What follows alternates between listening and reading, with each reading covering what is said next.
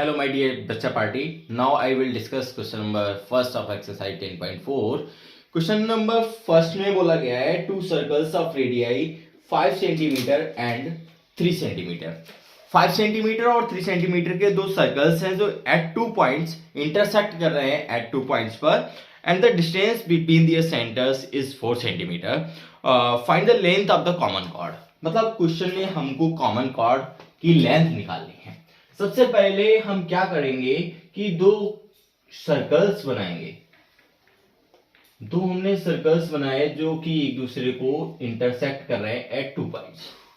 Late the centre is O and O dash. Question number first बोला गया कि इनके सेंटर्स के बीच की जो डिस्टेंस है दैट इज 4. ये 4 दी गई है और ये हमने कॉर्ड मान लेते हैं कॉमन कॉर्ड AB है. ठीक है. इस सेंटर से इस पॉइंट को अगर हम मिला दें तो ये हमको दिया गया है 5 सेंटीमीटर की और ये हमारी हो जाएगी 3 सेंटीमीटर. क्यों? क्योंकि ये इनकी क्या है रेडियस है. ठीक है. अब हमें इस कॉमन कॉर्ड की क्या निकालनी है लेंथ निकालनी है. हम जानते हैं ये वाला एंगल जो होता है हमारा परपेंडिकुलर होता है और ये क्या होता है परपेंडिकुलर बाइसेक्टर होता है जैसा कि हमने एक्सरसाइज 10.3 में बात की थी.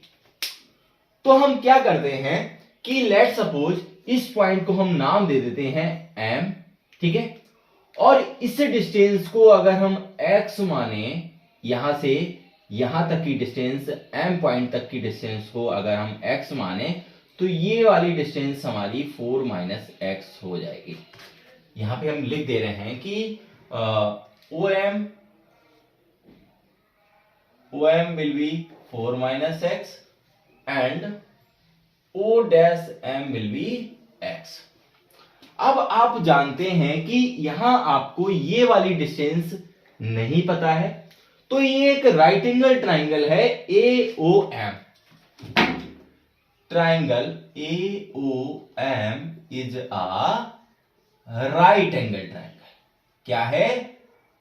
राइट एंगल ट्राइंगल है. अगर ये राइट एंगल ट्राइंगल है so we can apply a Pythagoras theorem here. Pythagoras theorem क्या होता है? Hypotenuse square equal to perpendicular का स्क्वायर प्लस बेस का square means h square equals to p square plus b square. Here hypotenuse is 5 so we can say 5 square equals to perpendicular that is 4 - x square plus base is am का square. so 5 5 are 25. इसको जब आप open करेंगे a - b का whole square तो 16 plus x square minus 8x plus am square. यहां से अगर हम am स्क्वायर की अगर हम वैल्यू निकालें तो हमारे पास बचेगा 9 - x square plus 8x. In terms को आप इधर ले जाएंगे. That is equation number first. ऐसे ही अगर हम सेम बात करें क्योंकि ये एक लाइन है तो ये भी एक राइट एंगल ट्राइंगल है. ट्राइंगल AO'M ये भी क्या एक राइट एंगल ट्राइंगल है. राइट एंगल ट्राइंगल है. अगर ये भी राइट एंगल ट्राइंगल है तो इधर भी हम क्या कर सकते हैं पाइथागोरस थ्योरम लगा सकते हैं. तो यहां पे लिख लेना आप पाइथागोरस थ्योरम. ठीक है. तो इधर भी पाइथागोरस थ्योरम जब हम लगाएंगे तो हाइपोटेनस हमारा हो जाएगा 3 का स्क्वायर और परपेंडिकुलर हमारा x स्क्वायर और प्लस सेम एज बेस उधर भी am ही है. अब यहां से अगर हम am स्क्वायर की वैल्यू निकालें तो हमारे पास आ जाएगा 9 3 का स्क्वायर 9 और ये x स्क्वायर इधर चले जाएंगे तो 9 - x square. That is equation number second. अब इक्वेशन नंबर सेकंड और फर्स्ट को कंपेयर करें. Comparing equation first and second.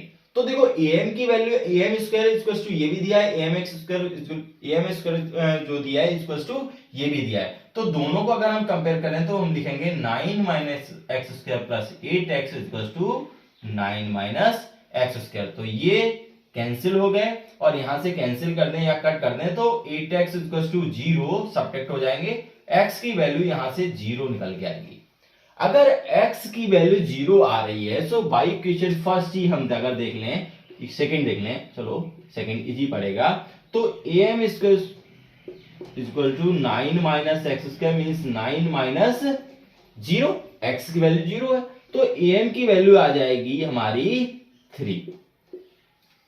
am की वैल्यू यहां से कितनी निकल के आएगी, क्योंकि यहां से सॉल्व करोगे जब am स्क्वायर इक्वल टू 9 आया तो am की वैल्यू 3 आएगी। अगर am की वैल्यू 3 आएगी सो अगर हम लेंथ ऑफ कॉमन कॉर्ड